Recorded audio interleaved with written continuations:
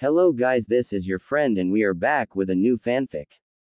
Which is what if Naruto is neglected by the family Mangekyu Sharingan Mokuton, Part 1. And if you enjoy this fanfic then please press the like button and subscribe to my channel for more fanfic like this. And now let's start the fanfic. The excitement in the air rang more clearly than the academy bell ever could have as countless students raced out from their first day, eager to tell parents and siblings about what they had and would learn under the tutelage of experienced Chunin instructors. At the front of this great mass, one boy stood out most prominently. His bright red hair reaching his shoulders was an oddity in the village of Konohagakure, shared by only one other inhabitant. Skin, more pale than the glowing moon, carried an ethereal quality that hinted at him being more a lost spirit than a being of flesh and blood. His eyes, however, were probably the feature that most took notice of, deep pools of amethyst that seemed to shine with the light of a million stars. He was well enough known in this village, a reminder of the great Kyuubi no Kistun's attack 8 years ago. He was one of only 2 children born that day and by far the one that seemed most unnatural.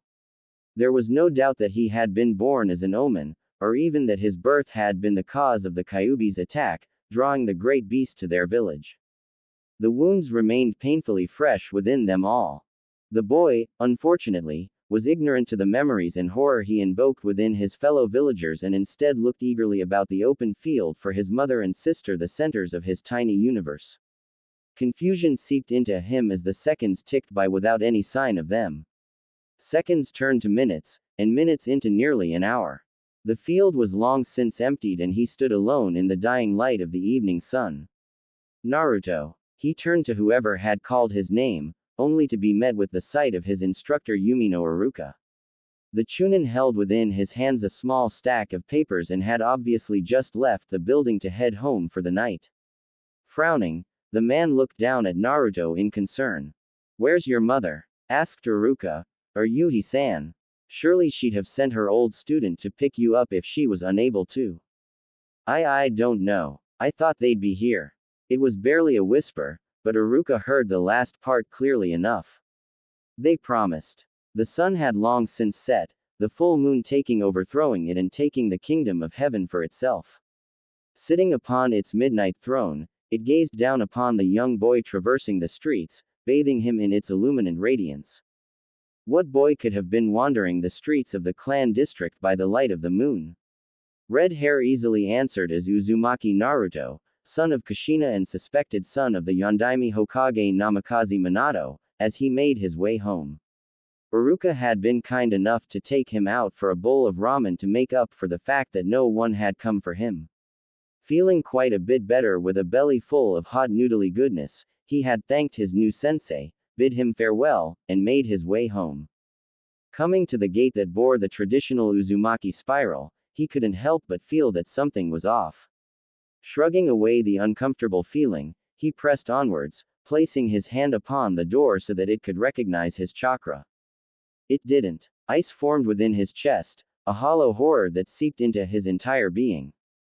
He hoped he was wrong after a small jolt of pain had been sent up his arm, a warning to those who did not have permission to enter the compound.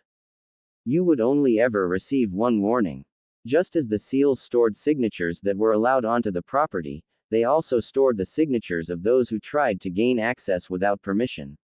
If the small pulse of chakra it forcefully pushed back into your chakra system wasn't deterrent enough, it would unleash a much larger amount on any subsequent attempts. The larger pulse wasn't just plain chakra either. For years, both Mito and Kushina had siphoned off small amounts of the Kyuubi's chakra into the matrix. At this point in time, Naruto knew that there had to be at least 3 full tails of corrosive chakra stored, waiting to lash out the second it was given a target. 3 tails of the Kyuubi's chakra would probably be the equivalent to the Gobi instant death. Luckily for those like himself, looking to push their luck and hoping against hope that they would be recognized, it did not release it all at once. 1/10 of a tail, or approximately 1/7 of the Gobi, would be released. It was by no means safe, but it wasn't instant death, at least. Silver linings, right? Taking a deep breath, he prepared to test his Uzumaki luck. This was stupid. He knew it was stupid. But he really didn't have any other option. He didn't have any friends to stay with, he didn't know where Kurenai lived, the lights in the compound were out though suspiciously early at that, and he really didn't want to sleep out here during a cold autumn night. Steeling his resolve, he once more touched the gate. Pain flooded his small body. Like acid it spread, a ravenous beast that devoured everything it encountered as it coursed through his veins. He was aware of screaming his own, most likely, but he felt an odd detachment from the sound that failed to invoke any recognition within his heart. No, there was no time for such trivial things when he was busy feeling his innards liquefy and weakened bones shatter under the unexpected strain of melted muscle. The smell of burning flesh assaulted his nose as his skin shriveled away and the taste of his own blood filled his mouth.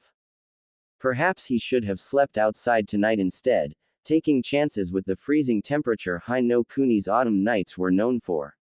A slow death by freezing would have been preferable to this, as would have been the wild animals that prowled the edge of the village, such as the clan compounds during the night, a natural defense that had stopped its share of foreign shinobi attempting to sneak into the village.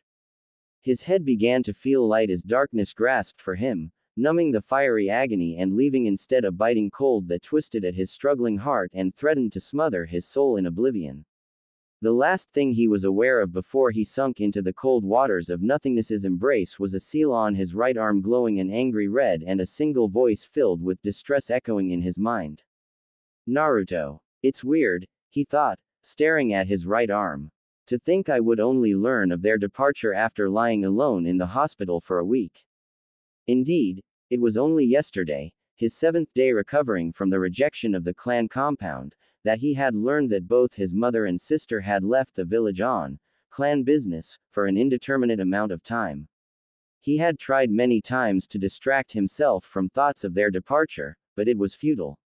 In the end, his thoughts always made their way to them, the two suns that sat in the center of his universe. No, had sat. They were gone now. Either the suns had left or while orbiting them he had shot off into the darkness of space, lost from their comforting light. He didn't know what explanation he would prefer. Well, that explains why Naruto didn't come with me to the academy today. I should have found that odd considering how much she wants to be a shinobi. Trying once again to rid his mind of such thoughts, he resumed his staring, trying to decipher the markings on his arm despite not having been trained in seals. No, that's what Ka-san's going to be going over with Naruto while they're gone. He let out a quick curse he had heard one of Kurenai's friends say as his mind was brought to them once more. It was slightly easier to distract himself with his next thought, but that did precious little to make himself feel better. Where is Kurenai anyway? Surely she'd have come to check on me at the very least, and I'd have expected my mother to leave me in her care if she knew she was leaving for what may prove to be several years. A deep sigh was let out. Even if she was assigned to watch me, I'm not sure she'd be happy about it. She's not all that fond of Naruto, but she doesn't really try to hide it when it comes to me. It wasn't hard to see that she hated him, and he really couldn't blame her. The red-eyed woman saw his mother as her own, and with the birth of him and his twin she had lost most of Kushina's attention. She disliked them for that, but made an effort to be polite with his sister, whom she hoped to mold into her own sister or perhaps even daughter. You really couldn't tell with that woman. It didn't help his case that not only did he have the facial features of his father, her own father figure, but he was, like his father, male. Kurenai had always had trouble with men, never feeling safe or comfortable in their presence, and to her he was no different, despite resembling his father to such a degree. She had only ever felt comfortable with Minato, and it probably wouldn't be too far off to assume she had harbored feelings for the older man. In fact, the fact that he reminded her of the love interest she lost wouldn't give him any points in her book either. Hell, with his absolute lack of Uzumaki luck, he wouldn't be surprised if she felt his very existence was mocking her, taking from her everything she held precious in her life. In that case, maybe it was better if they didn't interact, especially with his mother and sister gone. She really only ever tried for their sakes, without them their interactions could quickly sour. So, for both of their sakes, and the sakes of Naruto and Kushina, mutual avoidance should prove the best course of action. Using his left hand, he gently massaged the bridge of his nose. Thoughts like this were getting him nowhere. His arm captured his attention again, drawing a frown. The seal itself, evidently, had already been there, rather than being a result of the compound's gate. However, the gate had made it visible. It probably would have appeared had he ever focused on it, but he had been completely unaware of its existence. Channeling large amounts of chakra was almost guaranteed to reveal the presence of a seal, even those that sealed chakra. He had never actually tried channeling large amounts of chakra to his arms for any reason, so it was understandable that he hadn't come to know of it that way. The two questions left, then, were, what was it, and who knew of it? The acting Hokage, Sarutobi Hiruzen, had seemed surprised by it, saying it resembled something he had seen before and then proceeded to excuse himself, no doubt to try to figure out what it was that had appeared upon his flesh. At this point, all they knew was that it was somehow connected to the Shinigami's curse mark, which was on the left side of his chest. Considering that fact, it was likely related to the sealing of the Kyuubi no Kitsune, which currently resided within the 8 trigram seal on his sister's abdomen. Known to most within the village, his sister served as the cage for the mighty Biju. Known to far fewer, he was the warden. The seal on his sister was not so much a seal as it was a pocket dimension anchored to this world by her chakra system, keeping the Kyuubi somewhere they could watch over it. It was the curse mark on his chest that was the seal in this case, keeping the giant fox within that dimension using the power of the Shinigami who had branded him with its touch. But this new seal was somehow connected to it, and he wasn't sure why. His first thought had been that it was the key to the 8 trigram seal, but it was known to those fully informed about the sealing that Minato had trusted that to the toad summons of Myobokuzen. So with that option gone, his second guess had been that it would allow him to siphon some of the Kyuubi's chakra into himself. This would allow him to have a boost in combat, store extra energy for emergencies, or perhaps absorb any chakra his sister began leaking. It was a logical conclusion, especially considering that 2 days after the accident his healing had rapidly accelerated due to traces of the Kyuubi's chakra supercharging his Uzumaki healing. But even that felt off. The chakra, for one, did not seem to be originating from this new seal, but rather from the Shinigami's curse mark itself. There was also a calling, he felt, deep within him, a whispering voice he couldn't fully make out. But he did know that while it wasn't coming from the seal, his seal seemed to react to it. Come to think of it, the voice came from the curse mark, just like the Kyuubi's chakra. Could it have been the Kyuubi reaching out to its warden for some reason? It would have to be looked into sometime in the near future. Of course, that begged one final question. Was this new seal reacting to the Biju, or the seal on his sister? Or, more importantly, why? Released from the care of the hospital, Naruto was at a loss as to what to do next. Now, with no friends, no family, 2,000 yen, and the clothes that survived his encounter with the clan compound which amounted to his underwear and pants with only minor rips on the bottom, he was suddenly homeless, hungry, and alone. He should go to the academy for the rest of the afternoon, but lacking clothes as he was he'd probably be sent back to a home he didn't have. He could try begging, but he was known as the child of Kushina, they'd probably assume he was just trying to get some spending money, so that wouldn't work. Besides, if he remembered anything his mother had ever told him it was that Uzumaki don't beg. So he'd have to find some way to provide for himself with no skills, little experience doing any sort of work, and without the strength physical labor. Perhaps honest work wasn't an option in this case. No, I'm better than that, he thought, shaking his head, but a small part of him spoke otherwise. You're going to be a ninja, it said. You might as well get used to dishonest work. That's just my hunger talking, Naruto assured himself. He'd figure something out for the short term, and when that was taken care of he'd look towards a long-term solution. Everything would be just fine. Too soon, perhaps, he had previously spoken. Now, cloaked in a rough brown piece of fabric with a makeshift scarf hiding his face, he searched for a target. I could go directly from the source, take what I need," mused the redhead. "Or, I could acquire the means to obtain it elsewhere, reducing the chances of being found out." He sighed. "I can't believe I only managed 2 days before being reduced to this," he thought in disgust. Shaking off his self-loathing, he continued to contemplate targets. Hidden as he was, it was unlikely that he would be spotted before he made his move. The shadow of a building covered him as he crouched atop a low roof. More rooms extended above him, meaning passing shinobi would cross right over him, and the roof extended far enough out onto the main road of the Konoha marketplace that people would be hard-pressed to make him out so long as they didn't know his location. A shinobi would have plenty of money on them, but chances of me obtaining it and getting away are slim to none. Civilians don't carry much due to the ninja, keeping it safe within banks until required, so I need to find someone who just withdrew from the bank, or someone arrogant enough to think themselves safe.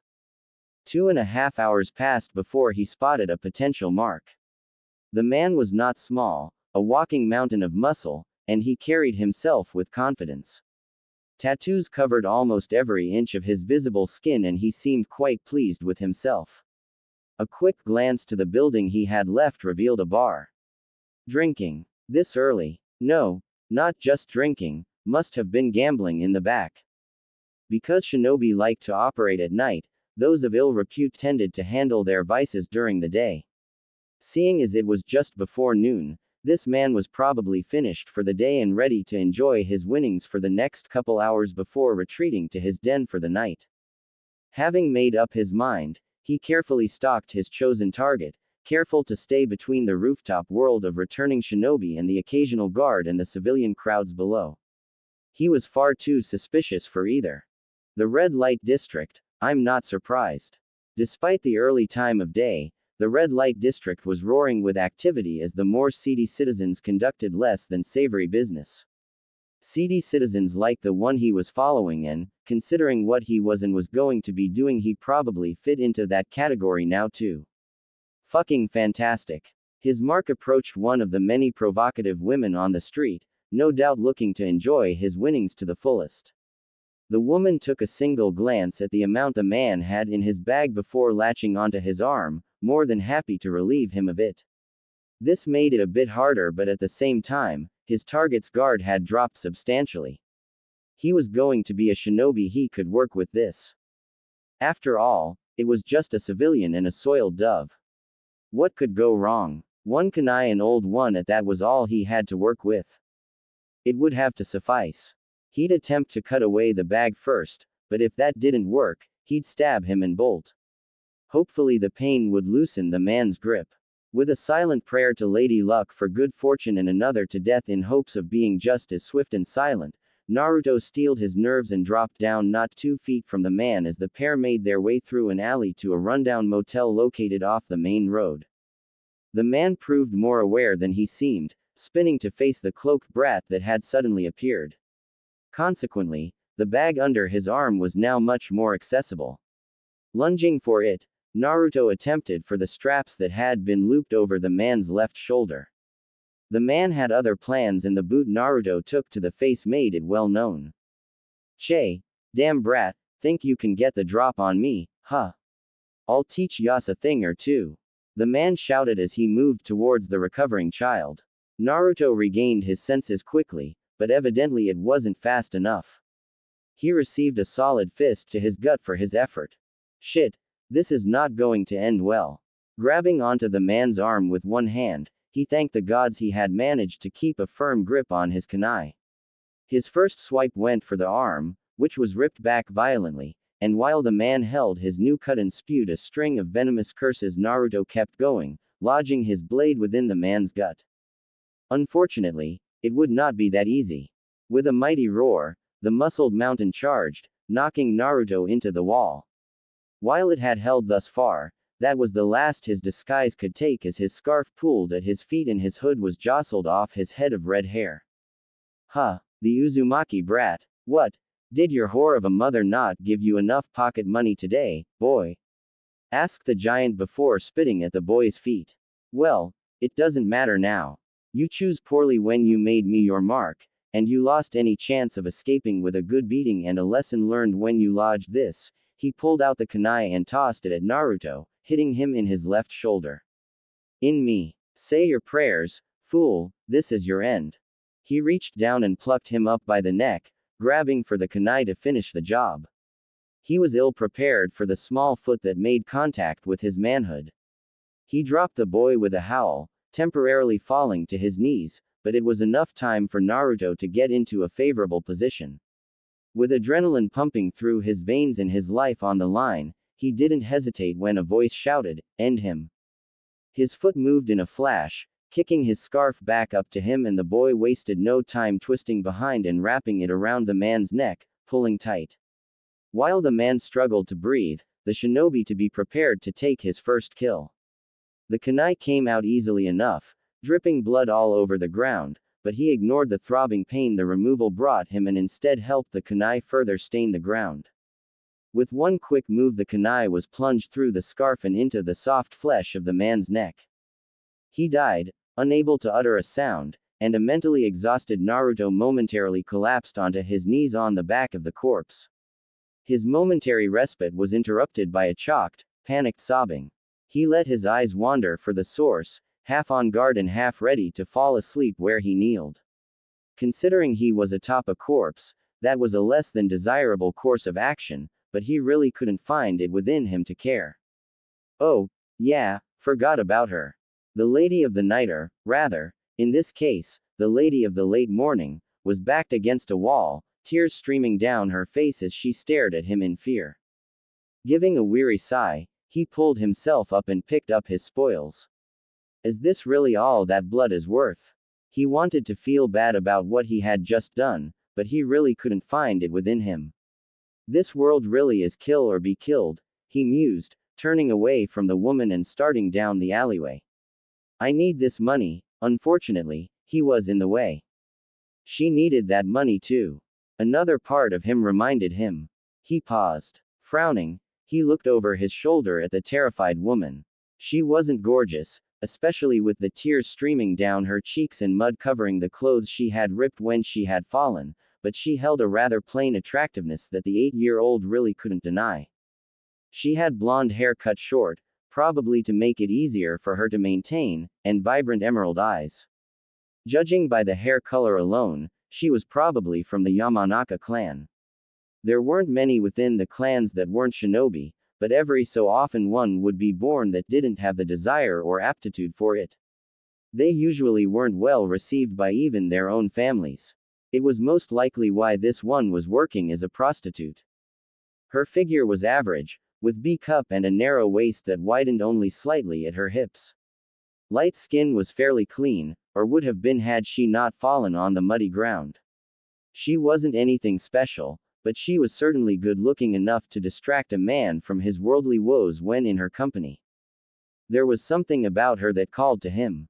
He wasn't sure if it was the tears, or the fear her eyes showed. Maybe it was how she was trembling in the mud and grime, but his young heart couldn't help but reach out to her. He saw no reason he shouldn't do the same. Turning back to her, he walked until he was standing next to her, gazing down at her trembling form. Kneeling down beside her, he reached into his bag and withdrew what was easily a good 90,000 yen. Here, he urged. It's only fair you get a cut, seeing as I killed your client. Now that she knew he meant her no harm, confidence seemed to rush back into her. There was little doubt that she was of Yamanaka blood now. What's fair, little one, would be if you replaced my client. I'm not a charity case, you know.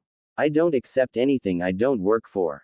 Her voice was surprisingly soft and melodic, but carried an almost haughty tone that momentarily caught him off guard. Regaining his composure, he responded as best he could. I'm 8. She laughed. Both having agreed to save the conversation for elsewhere, he had given her his makeshift cloak to wipe off as much mud as she could before throwing it back on, determined to keep his identity hidden. Likewise, the bloodied scarf was once more wrapped around his face, filling his nose with the tang of copper. He ignored it, and instead followed behind the blonde prostitute as she led him to a quaint little restraint that was located off the main road, allowing for a small semblance of privacy as they took a shaded seat at a table in its outside dining area. Ordering, the two sipped their tea, though Naruto had a bit of trouble when it came to that and waited in a comfortable silence for the meals to arrive, the bustling of Konoha's nearby market district leaving a pleasant hum in the early afternoon air. After their meals had been served and eaten, the postponed discussion resumed. As I was saying earlier, started Naruto. It's only fair that you get some of the money I stole from your client. By all rights, it was to be yours soon enough. And like I said, little shinobi, I didn't actually get a chance to earn that money. If you want me to have it, hire me. Even as young as you are, I know a few ways for us to have a bit of fun. He gave her an odd look in response, prompting another laugh from the woman. Look, he paused, waiting for her name, which she supplied easily enough. Tatsuki, formerly Yamanaka Tatsuki. Naruto continued. Look, Tatsuki-san, we both know you would have earned it and, as you mentioned, I took away your chance to earn it. Consider this your rightful compensation. You talk pretty words, boy, surprising for someone who claims to be 8, she grinned, but I'm not backing down. If you are so determined to give me a cut, prove it to me, hire me for the day and we can both go our separate ways, satisfied. He shook his head. I'm not doing the Tatsuki-san, not now, so, instead, how about we cut a little deal? Her interest was piqued as she leaned in close, managing to cross most of the small table so that her face was uncomfortably close to his own. Despite having been covered in mud not an hour earlier, she smelled really good. What kind of a deal are we talking? Advanced payment, answered the redhead. I give you your rightful cut now, and give you a bit more for a reservation. When I'm a bit older, I'll seek you out to claim your services. Letting a thoughtful frown cross her face, she leaned back and folded her arms under her bust. After a moment she gave him a sultry smirk. All right, kid, I like your style. You've got yourself a deal. He gave a relieved sigh and withdrew the original 90,000 yen he had been planning to give her before throwing an extra 10,000 yen. Will this be sufficient? Was his inquiry. Her grin only grew as she quickly counted it for herself. 100,000 yen and I get to do a boy as cute as yourself. I feel like I'm getting the better end of the bargain for the first time in a while. Then we have an accord, shall we shake on it? Something within him felt odd, though not entirely unpleasant, as she gave him a hungry look. She shook her head and gave a laugh that had his heart racing for reasons he couldn't comprehend. No, love, I've got a better way to seal our deal. Walking around the table, she pinned down his shoulders and leaned in to capture his lips with her own. After a few moments she pushed further, invading his mouth with her tongue. Pulling back, she kissed his forehead and turned to leave, a breathless Naruto still trying to comprehend what had just happened. See you around, Naruto-kun, and remember, you get that, she briefly gestured to her body before continuing. And so much more when you come find me. Don't keep a girl waiting too long. She gave a last wink before strutting off. He couldn't help but follow the extra sway she put in her hips. The sweet relief that flooded his soul was indescribable, a peace so delicious that he couldn't help but release a short laugh. Not tonight, thank the gods, not tonight. For 2 weeks his dreams had been plagued by a sky of 2 suns, glaring down on him as he sunk deep into an ocean of oblivion, but this was different. It was by no means pleasant, but he would take what he could get. He had, for this night alone, escaped the emerald and blue eyes, hair like sunset and hair like noon, skin as soft and pale as clouds. He had been hidden from their visage in this new sanctuary, and for that he was grateful.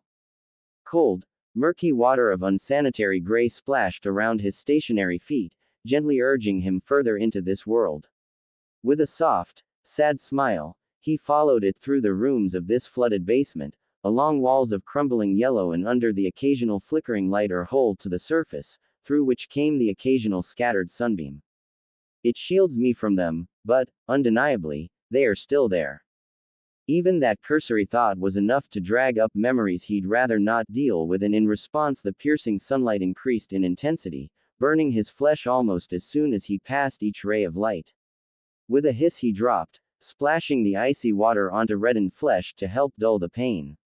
The smell of decay hit him hard, but it was drowned out by the quickly receding pain, leaving him gasping in the filth, clutching one arm, half melted, to his chest. Ka-san, Imouto, why do thoughts of you hurt so much? It had been 2 weeks since their departure and yet his heart still ached painfully in his chest.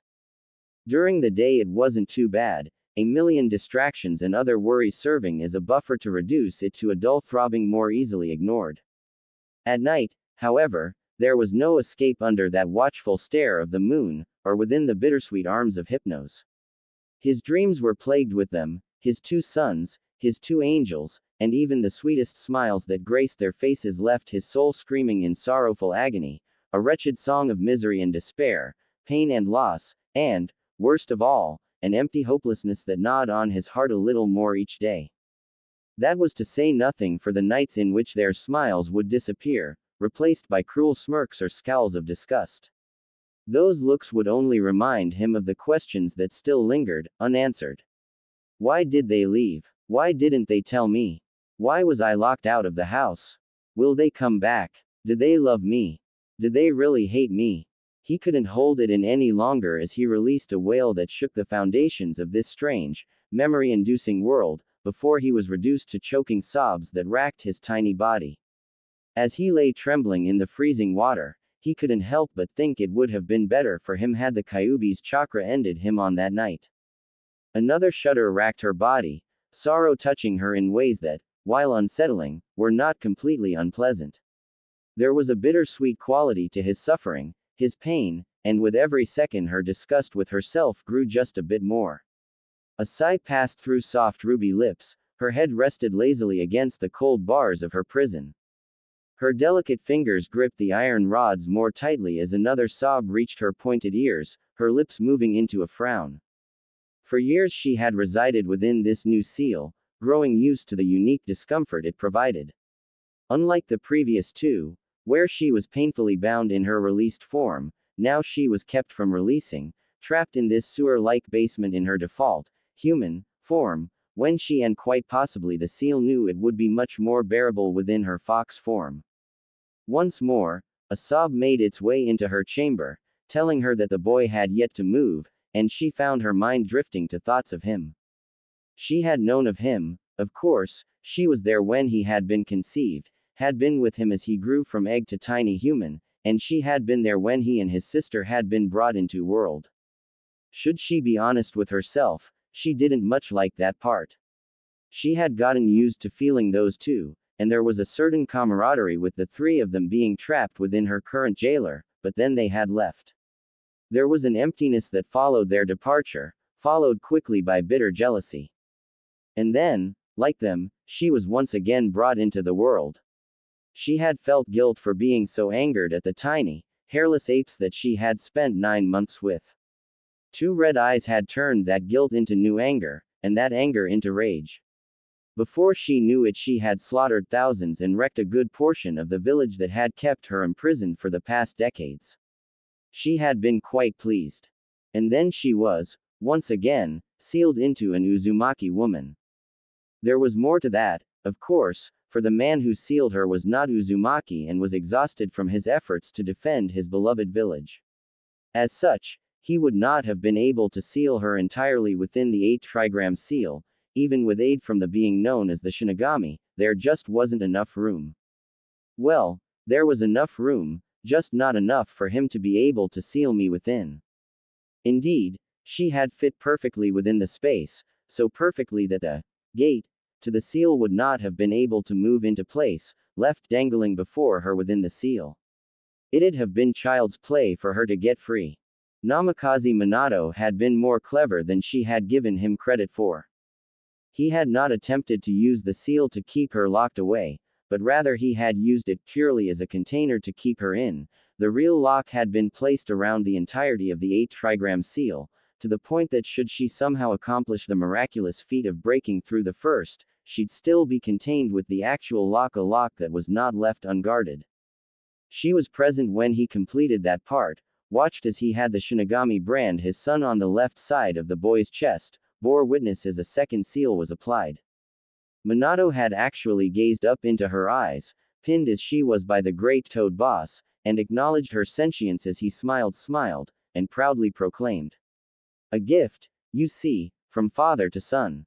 I pass on to him my greatest legacy, my final masterpiece. Even as the cold dread has settled within her stomach, she had understood. She knew exactly what that was. To think he had actually managed to finish it had been stupefying. Such a thing shouldn't have even been possible, it had no right to exist, even within the hollow dreams of mankind. It was something that encroached upon the realm of the gods themselves, something only confirmed when the Shinigami bristled at the sight of such a seal, as small as it was to begin, being placed upon the child's right forearm. Look upon him, great Kitsune, Minato had begun. And bear witness unto he who shall be your warden. Feast your eyes on this fragile innocence and realize that with every simple breath he draws, he defies the very realms of heaven. To this day, she still couldn't decide if he was mocking her or simply speaking as a proud father. But she knew, regardless, that he had spoken the truth. So much so that she had not even attempted to break free from this place, it was beyond hopeless. That's what brought her here now, trapped within a cage beneath whatever this building was supposed to represent, sealed within a young girl, and listening to that girl's brother as he emptied the pain of his heart into her prison. I suppose that means there are now two of us who suffer in here. Suffering brought her mind back to the past years she had spent in here. Yes, she had suffered, but it had been more her pride than anything else. Here was a boy whose pain filled the seal and, if she didn't know better, she'd say the seal itself was enjoying it. Another feeling filled her, one of warmth and happiness, a carefree breeze under the summer sun. Indeed, it was a sun, one of the suns that the very thought of had driven her warden to this state. Quickly, his own pain drove that feeling from her, and just as quickly it returned. To think that he was here, wishing her chakra could have just ended his life while his sister was gallivanting across the elemental nations with their mother was just sad. Now that she thought of it, however, the Kyuubi had never really felt any sorrow or pain over these years until she had found herself connected to her warden. Just as he described her, his sister was like a small sun, always warm and happy. Even now, knowing they had left her brother behind, she was as cheerful as the spring. So, for 8 years she had felt nothing but the joy of her container. It had always sickened her to know her jailer was so carefree while she was trapped down here in the darkness. And then he had crashed into the seal, struck by some of the chakra that had been siphoned off of her for years. She had called out for him, in both surprise and alarm, as her senses were flooded by what it must have been like to be burned alive by her own chakra. She was more surprised when the connection remained, his own part of the seal using her chakra as a medium to bind the two together through space and time. His feelings had proceeded to flow through the connection, confusion, fear, sadness, and worry. She felt his adrenaline spike as he fought for his life in that snatch and run gone wrong, felt his relief and weariness when he had ended it, and had even felt a small spark of hope and happiness when he made acquaintances with the prostitute. Sadness, however, was the most prominent of feelings, nearly drowning her, and even though she was focusing only on his feelings lately, the occasional spike of happiness from his sister would manage to come through. The strange mix of gladness and sorrow was tantalizing to her, a little guilty pleasure she would never admit. She had come to enjoy his sadness both for that and for the change in her otherwise stagnant environment, but she did not take any pleasure in the fact that he was sad, suffering alone when he had spent the entirety of his life in the company of those he loved far more than himself. Kushina, if only you could see the pain you bring your son. She had killed millions in her time, and yet she gave a snort as she thought, I could probably be a better mother to him than you. She froze at the thought. The very notion was ridiculous, unfeasible, incomprehensible, but, maybe, just maybe, it might work. To not just befriend her warden, but to gain his complete trust by replacing his 2 sons with herself, to become the guide he so desperately needed at this moment, to become the mother of this human child. Well, we'll just have to see where this goes now, won't we? Crimson eyes flashed eerily as a chilling grin parted her ruby lips. Sarutobi Hiruzen was not pleased, but he could not fault them, no matter how much he wanted to. Uzumaki Naruto was a civilian, despite his clan, and thusly the hospital had no duty to inform him of the boy's release a fortnight ago. The Kyuubi's chakra mixed with his Uzumaki healing factor had left him in the clear. With no reason to hold him any longer, they let him go. Without informing the Hokage. The Hokage that thought the boy had spent the past 2 weeks under the care of the hospital while he had been busy both trying to figure out what the Yondaime Hokage had applied to his son and get in contact with his mother Uzumaki Kushina. It had been a failure on both accounts. Kushina had just left the fire capital and started on her way towards her ancestral home of Uzu. There was no one to send a message to in Uzu, and that meant he had to send it to a future destination and hope that they went there next. He had certainly been given a list of where they were to be going, but he knew Kushina well enough to know how easily distracted she got, especially when excited. Chances are she'd skip back and forth between places on his list at a whim, later claiming that she never specified in which order she'd visit things on the list. In this case, such a thing was not in her best interests. She'd have plenty of time to regret her travel methods later, however, as there were certainly more pressing matters to attend to like her son. He still thought it had been a foolish notion to leave while her son was attending his first academy day, none the wiser, especially after promising to pick him up afterwards. If there were two things that Uzumaki took very seriously, they were family and promises. In one fell swoop, Kushina had broken both. He knew her reasons, of course, and understood them, but he knew without a doubt that there had to be a better way to set about doing it. Leaving him to figure out what had happened on his own was rather thoughtless and cruel. The thought of him alone brought up the other reason he found himself displeased at the moment. She had left the boy with someone, but it was indirectly.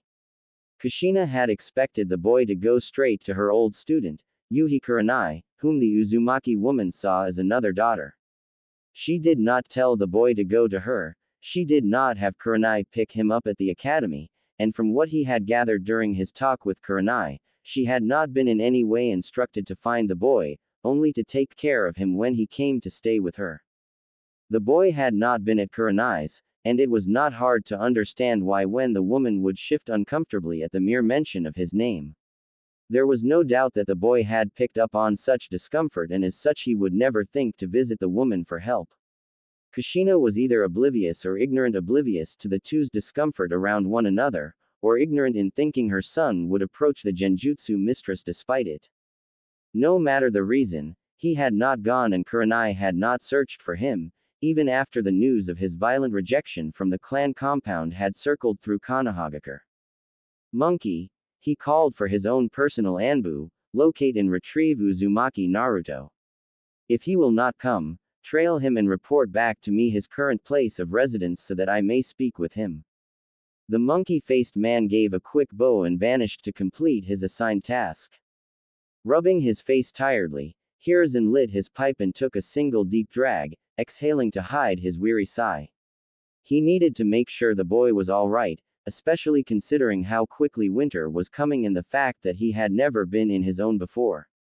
The last thing the old Sarutobi wanted was for his successor's young son to freeze to death because his mother had completely sealed the house.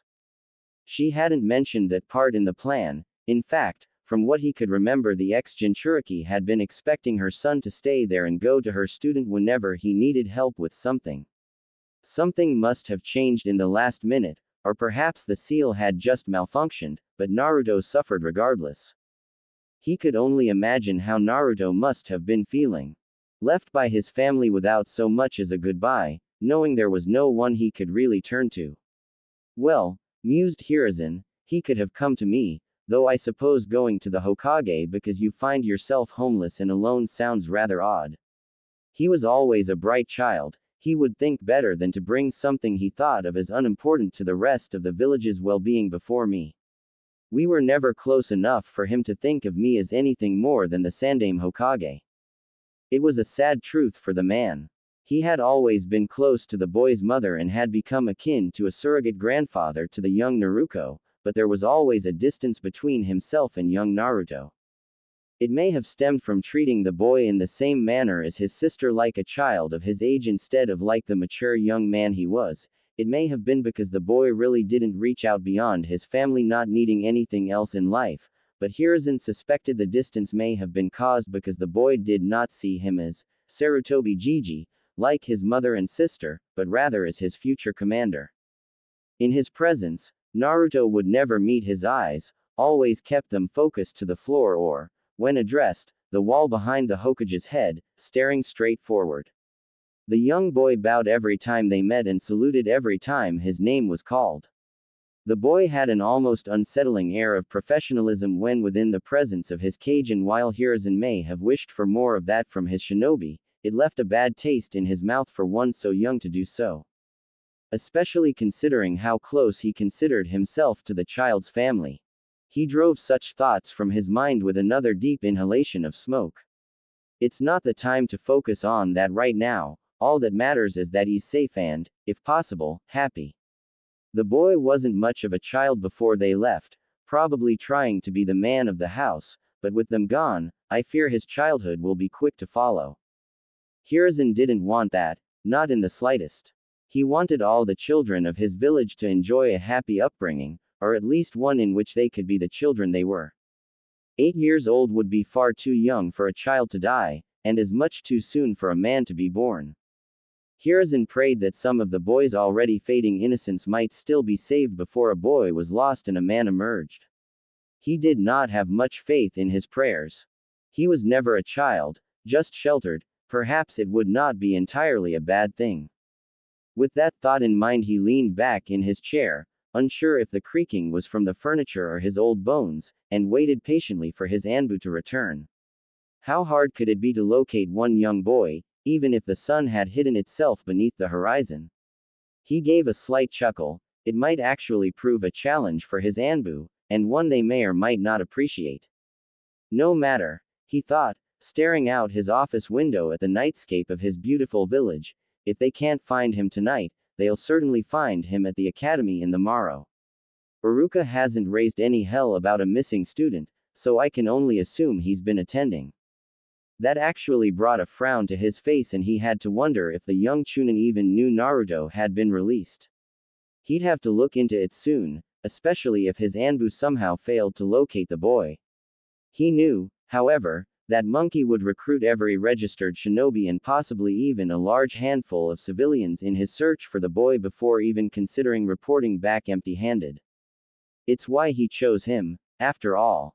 Awful couldn't even begin to describe how she felt as she sat in her kitchen, her cold dinner untouched before her and the only illumination provided by a small, dim lamp that she had been meaning to replace for months now. Miserable falls short, too. She mused, crimson eyes gazing out her window. The Hokage had visited her late in the afternoon, looking to the boy that had been expected to be with her. He left disappointed. She knew the boy was supposed to come to her when he couldn't locate his family. She was the one who was supposed to break the news to him and take care of him in their absence. He was a good kid, but a helpless mama's boy. He wouldn't know how to take care of himself with her gone. And yet he didn't come straight to me. I must have made quite an impression. She was honestly a little disappointed when the boy didn't show up.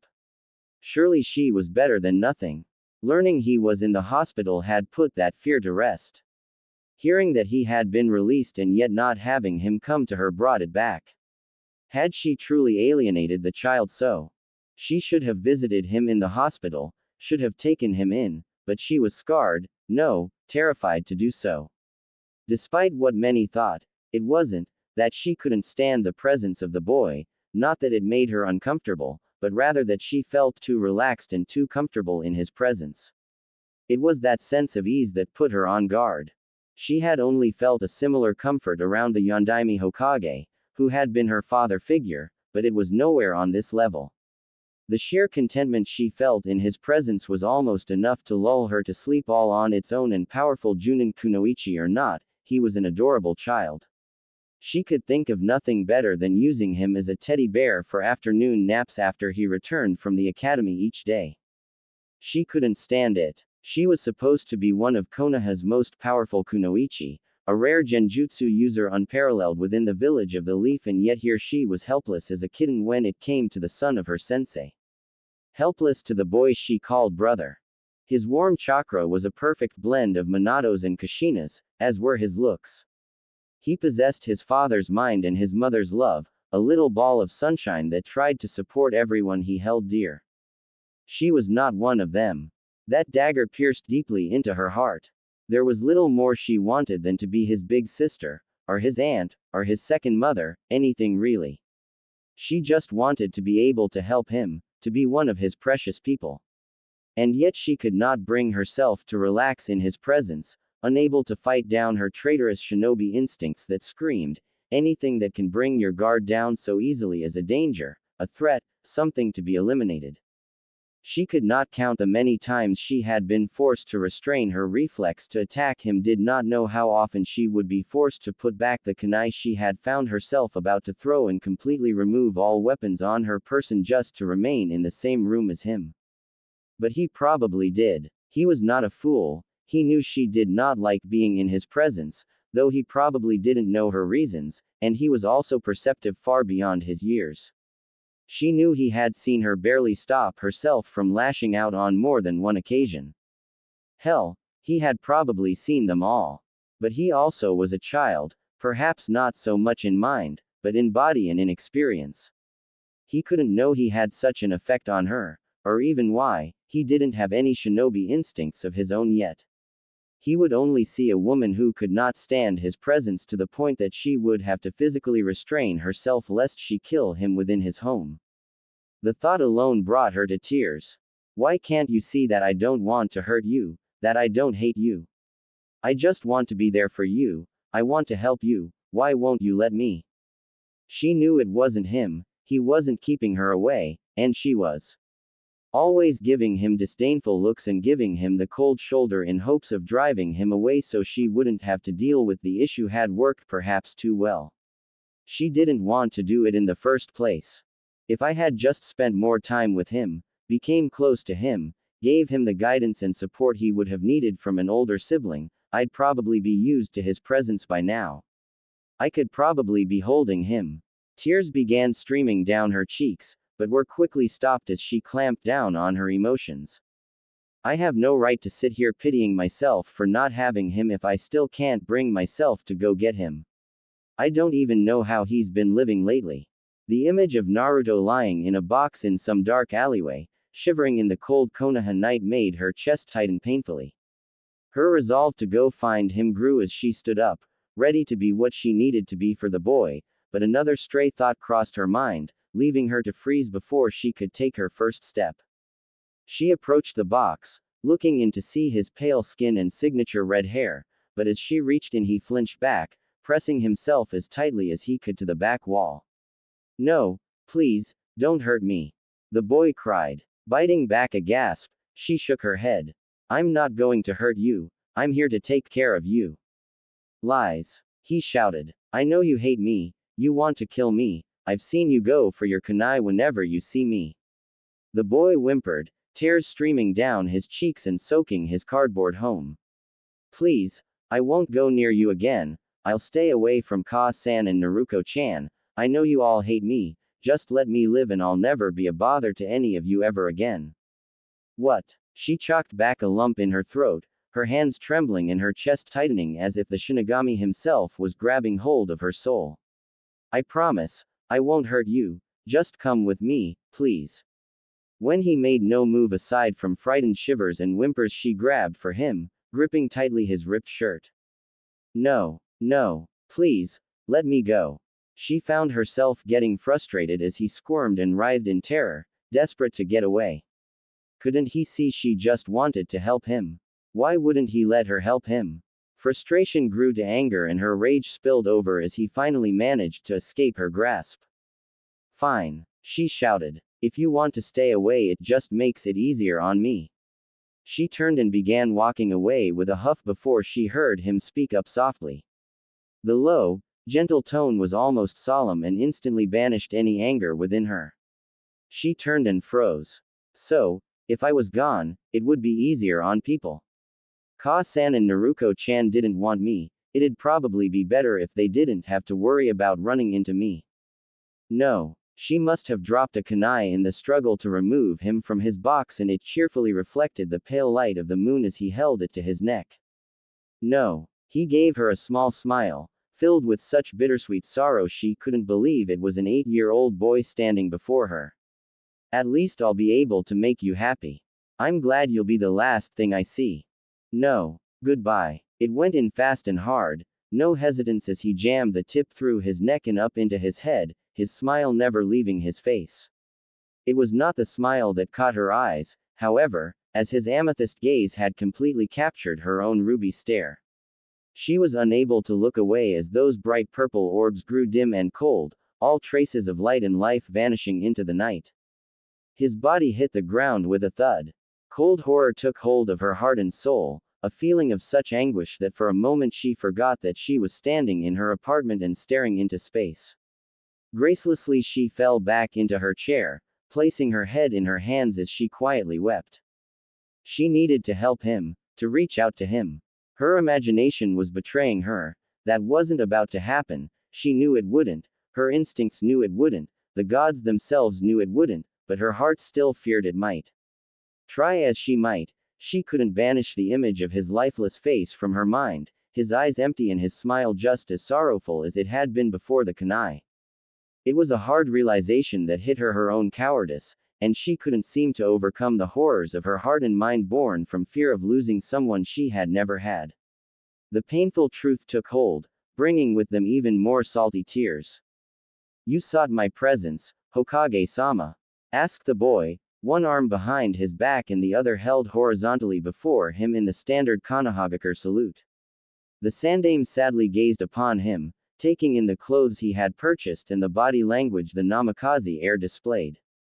Gone was the white shirt and green cargo shorts combo, the boy's only remaining pairs of such an outfit locked within the Uzumaki compound.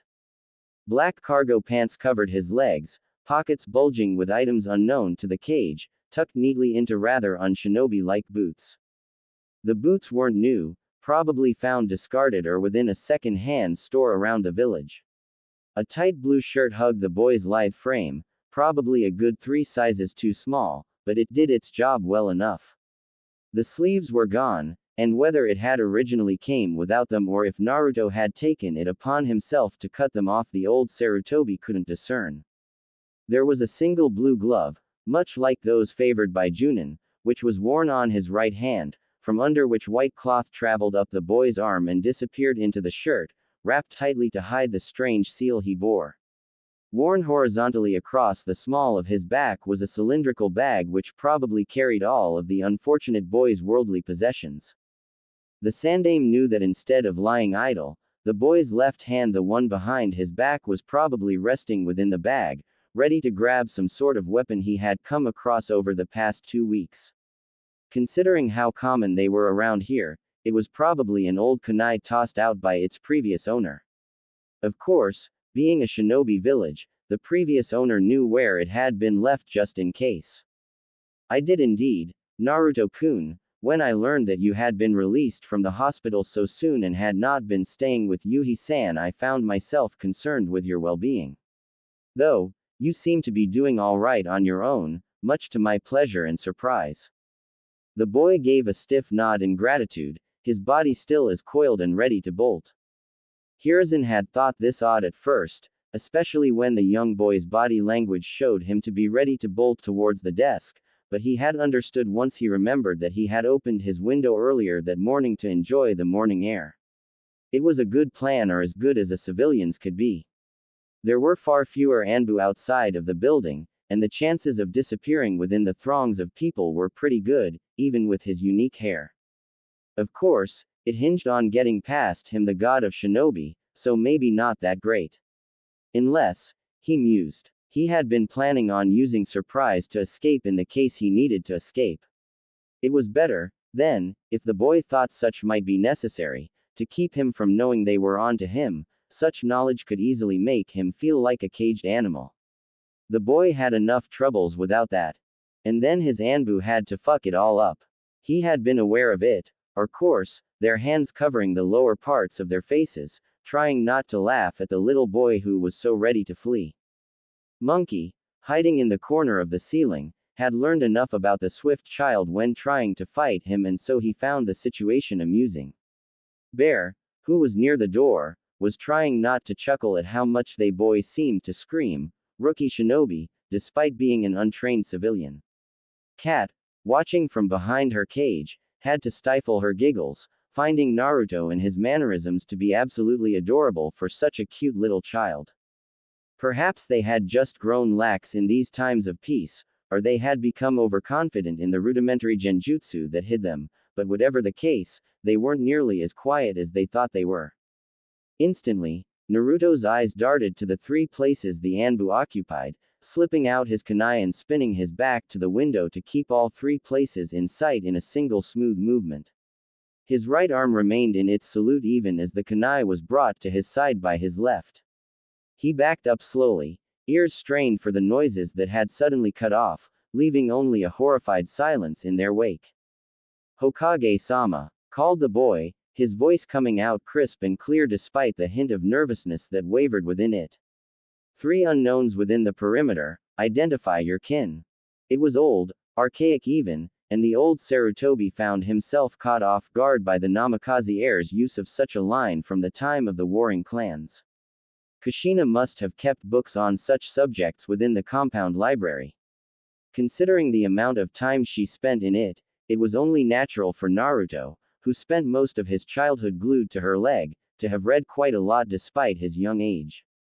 "Hokage-sama." It was a final call, a last warning. This was not a request, but an order. If they had been a common enemy, the cage would have answered immediately in the negative. If they were Hiruzen's shinobi, he'd have answered in the affirmative. By not answering, Hiruzen acknowledged them as his own but refused to inform Naruto, which meant both the unknown shinobi and the cage himself were hostile. As it is, even answering after that warning would mean Naruto would remain especially wary of everyone else in the room. What a time to be stupefied by the actions of an 8-year-old boy. Holding up one hand, the cage explained. "It's all right, my boy, those are my personal guard. As it is, I'm rather disappointed that they were found out so easily. You have nothing to fear." The boy was still skeptical, rightly so, but responded properly regardless. "I understand, Sarutobi-sama, I apologize for my reaction. Their unannounced presence startled me in ways unbecoming a member of the Uzumaki clan. I humbly request your forgiveness." Despite his words, his head remained high and he made no move to put away the kunai even as he returned to his previous position. "Of course, Naruto, I understand completely. It is I who is at fault for neglecting to inform you of their presence during our meeting." While he said this with a smile on his face, internally the cage winced. He knew the cold, dead tone that apology had been given in was simply because Naruto was quoting it from a book and trying to remain professional in the presence of his cage, but it felt wrong to hear it from a boy so young. There was also the matter of how he had been addressed. No longer Hokage-sama, but as Sarutobi-sama, which meant the child wasn't seeing him as the Hokage, but as the head of the Sarutobi clan. That hesitance he had when he heard the boy say something so unexpected had just cost his entire clan the trust of Uzumaki Naruto, heir of the Namikaze. It truly was as if the young man was of those dark ages known as the clan wars. Had a child's will of fire been put out so quickly, breaking down the village into separate clan factions? Perhaps the hidden villages were a bad idea in the first place. The idea of peace and security was great, but because it was an entity made of smaller groups who had been together for generations, the ties of blood were far stronger than the ties made when they wrapped that plate of steel around their heads. For shinobi, it always had been clan over comrade. Giving a sigh, the old Sarutobi decided to make an effort to meet Naruto's mannerisms. It was a good thing he was known as the professor. "I know that you and your clan are currently faced with difficult times, Naruto Dono. Is there some way your Konohagakure comrades, the Sarutobi clan, might be of assistance? My failure to inform you of my guard was shameful and I would hate for it to reflect upon the members of my clan. There, Naruto-kun, the ball is in your court, how can I help you?" It might be considered a little underhanded, but this was the best way to help the young man before him.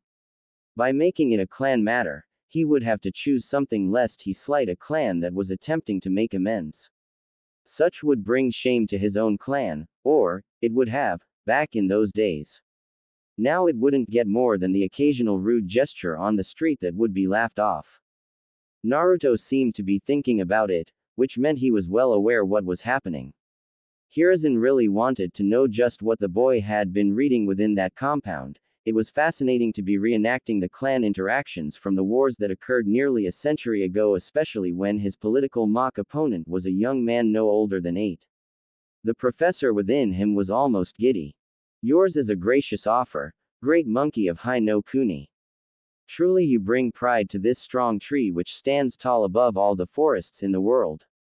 Hiruzen couldn't hide his shock, or the grimace that came afterwards.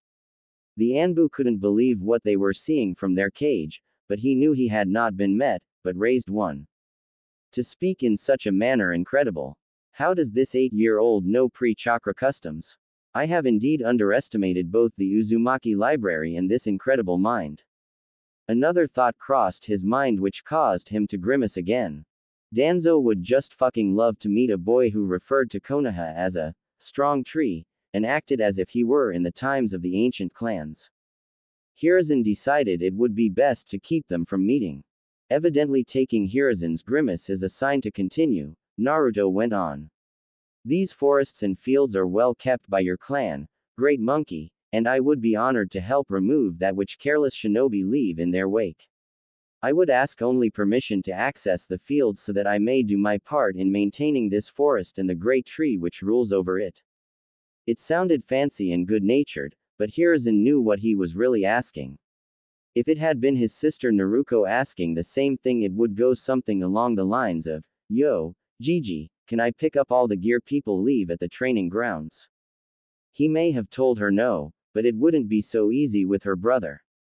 He, Sarutobi Hiruzen, had offered the aid of his clan, and he knew that Naruto was most likely doing this in part to support himself and also to build up his own shinobi tools which he would need for practice and out in the field upon graduation.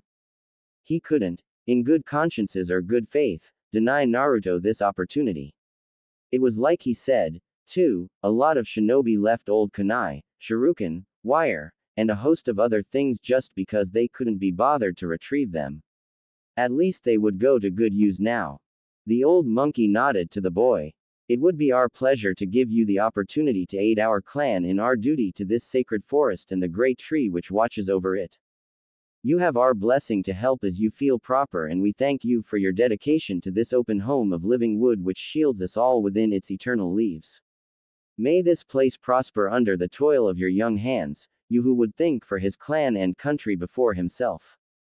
You bring greatness unto your clan that the forest shall whisper through the last sunset, go with pride on the path that shall grow strong with your passing. Your words flatter me, Sarutobi-sama. I thank you and your clan for all they have done for me and mine. I shall take my leave now, as I would return to the academy before its conclusion for the day. With a bow he left, his words having returned to that of the clan wars and signaling the end of clan politics for now. Hiruzen managed to wait until the young man had left before releasing a large sigh. It was only peaceful a moment more before he turned a glare to his Anbu, all of which immediately appeared before his desk kneeling. I don't think I need to tell any of you how disappointed I am, do I? They remained silent and unmoving, but he could feel the shame from them. After a few more moments of silence, Kat spoke. It was cute, at first, a little boy pretending to be a shinobi before his cage. I couldn't stop myself. She looked especially uncomfortable, and it took a substantial amount of effort for her to continue. When he heard us and was able to immediately locate us, it was no longer funny or cute. I was ashamed of myself for being found out by a civilian child. And then he acted. She paused to shiver. That wasn't a child, it was a cornered animal flying by its instincts. Those instincts, they resembled too much of my own and those of my comrades, a trained shinobi that have worked hard to carve away parts of their humanity to access the raw primal knowledge within all animals. If you'll excuse me for saying this, It's like he abandoned everything that made him a person almost instantly, immediately reverting into a state in which his only goal is survival. A child shouldn't be like that. Monkey chose that time to interject. He's not a child, Cat. I saw him this morning, slinking across the rooftops like a beast on the prowl. He would dive down into the crowds to receive a single yen or a scrap of cloth from the dumpsters. He's far too proud to ask for assistance from anyone he doesn't know, and he doesn't seem to know anyone well enough to receive aid in the first place. He's a wounded wolf without a pack, and that's what makes him dangerous. As much as it displeased him, the Hokage couldn't disagree. With a huff she fell back onto the mattress, her long crimson hair splaying out around her. It had taken 2.5 weeks to make it to the fire capital to visit with the daimyo, and it was here, in a room within the palace, that she had just fallen onto her bed to rest from the journey. She wasn't all that tired, being a Junin who was nearing S rank, but taking care of Naruto while they slowly walked here had taken its toll. Her bed dipped down as her daughter flopped down next to her, utterly exhausted. Kushina couldn't help but give a small smile, which immediately had her daughter on the defensive.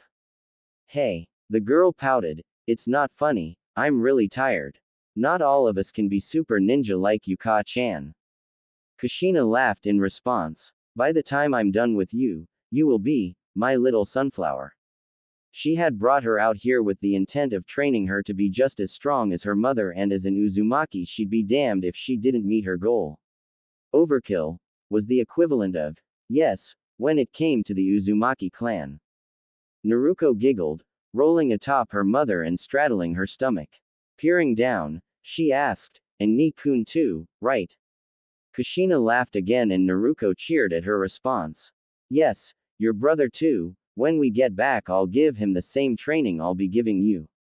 It will be difficult, but Dr. Uzumaki Kushina will be the first to create the Super Ninja Big Brother Model 1 with extra warm hugs at the request of the Sunflower Princess if it's the last thing I do. He always did have the best hugs. She had missed them on the first day away from him, the hugs and the smiles that seemed to brighten the Uzumaki household. His amethyst eyes had always sparkled with such joy and innocence when she looked at him. Her crimson hair and his father's personality had meshed well for the Uzumaki prince, and she had no doubt that by the time she got back she would have to have a stick ready to beat back the fangirls he would have received in the academy. I wonder if he'll have a girlfriend to introduce to me when I get back. She could ask Tsunade, Hiruzen, or Kurenai to let her know, but that would ruin the surprise. She didn't want to have any idea until he introduced her to his girl. Maybe the Hyuga heiress, she mused. They would be cute together. Oh, he could get with a Yame-chan, then my daughter-in-law could live at the compound and we'd have Ichiraku ramen every night. She giggled at the thought and Naruto shot her an odd look. I was just picturing your brother with a girlfriend. She explained. The new look she was given was incredulous. Naruto really didn't reach out to anyone. He was a very private person when he was away from family. He'd probably have to have an arranged marriage, but was also outraged, as if she were insulted that her mother had suggested some other girl taking away her brother. Kushina found it cute. Now, Naruto, hear me out, no one's taking him, I was just thinking about him with Ayame. He'd bring her home to live with us and we'd have ramen every night. The girl's anger slipped away as she too began giggling at the picture. I can see him sitting at the table blushing up a storm as Ayame places ramen in front of him before climbing into his lap like a little kitten. See, teased the Uzumaki matriarch. That wouldn't be too bad. No, Naruto shook her head. That would be great, Ayame really would be my Nei-chan. Nei-chan, huh.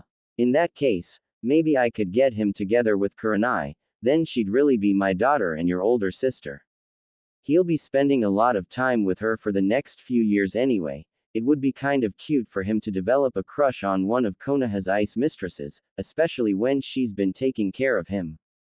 Naruto went oddly quiet at that, raising questions for Kushina. What's wrong, Naruto? You know I was only joking, right? If you don't like it I'll stop suggesting pushing them together, I just thought it was funny. It's not that I like Kurenai, it's just that, well, Kurenai and Nikun don't seem to get along all that well, you know. There always seems to be some sort of tension between them. Kushina had no idea what she was talking about. Kurenai always seemed very polite and pleasant towards her son, and Naruto didn't hide behind her legs, which meant he must have not felt that uncomfortable around the woman. Kushina offered, trying to lighten the mood. She was only met with an inquisitive stare. What? Ah, that's right, she had yet to give Naruto the talk, she had forgotten. Naruto was always so curious and mature that she had had to give him the talk before the academy, but Naruto was still innocent. Kushina hoped to keep it that way until she became a shinobi, at least. And nothing, dear, just forget mommy said that, okay. Naruto seemed like she wanted to press the matter but instead just frowned and gave a nod. Okay. Bullet dodged. Say, Ka-chan, asked Naruto after a few minutes of awkward silence. Yes, little sunflower. We're going to get Naruto presents while we're away, right? Of course. How will we carry them all? Her own daughter, an Uzumaki princess, didn't automatically turn to Fuinjutsu when faced with a problem. Kushina had failed as an Uzumaki. Sitting up, Kushina walked over to the bags, pulling out a scroll from which she unsealed yet another scroll. With this, honey, she answered, holding it up for Naruto to see. It was purple, much like the eyes she shared with her son, and either edge was white. Written in red was, Naruto, which was pretty self-explanatory. Everything we get for him will go in here, that way we don't have to carry around all his presents for the next few years. Naruto frowned for a few moments, thinking, before giving a brilliant smile. I understand, Ka-chan, but it won't have his best present in it. Kushina humored the girl with a soft smile. And what would that be? Me. What? I'm coming back, and that's the best present he'll ever get. That's right, sweetie, I'm sure he'll be glad to have his sister back. Yep. I'm going to be Nikun's present. A bead of sweat dripped down the side of Kushina's head as she nervously chuckled. That's great, Naruto-chan, but you probably shouldn't say it like that. Huh, why not? The girl tilted her head to the side curiously, bright blue eyes blinking like an owl. I really don't want to have this talk right now, things will just get awkward for the both of us. Thought Kushina in dismay. Fortunately, which was actually rather unfortunately, Naruto simply shrugged and continued on with her train of thought. When we get back, I'm going to give myself to Nikun. We'll go up to his room and I'll grab his scroll. The girl paused to frown. We'll probably make a really big mess, it will be everywhere by the time we're done. She gave a megawatt smile towards her mortified mother. But I bet Nikun will be really happy with me once I empty his scroll of all his stuff. Then we'll clean it up together. She looked at her mother's shocked and appalled face for a moment before amending her previous statements. Oh, I'm sorry, Ka-chan, I'll let you help me empty his scroll if that's what you want.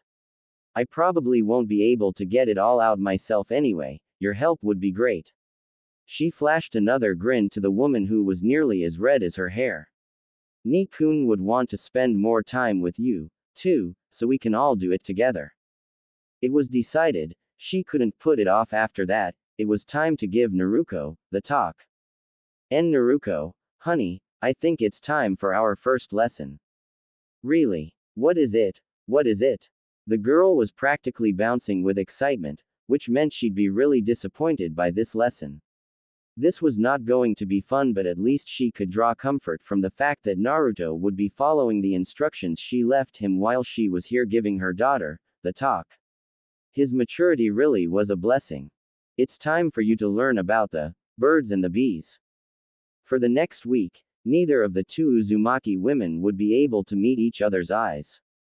Oh, I'm back. That was odd. Usually all his dreams were different despite being about the same two people each time. Just like last time, the scattered light increased in intensity. Unlike last time, the light did not melt his flesh. Stepping into the shadows that clung to the walls on either side of this flooded basement, he gazed down to his arm, noting the reddening like sunburn. A dull ache seemed to come from it, pulsing with agony in sync with his heart. There was a smothered feeling to it though, as if looking at something through foggy glass and only making out the general idea of what it was. He wanted to call it numbness, but he didn't feel numb, only weary. Like the taste of one's mouth, the pain was simply there.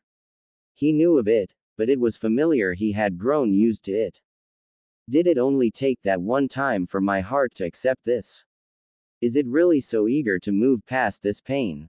He focused his thoughts on his mother and sister, on his love for them, on how they had left him. The pain returned. He fell to his knees, clutching his chest as it contracted painfully, tightening into the frozen grip of death that offered so innocently to take away all his pain.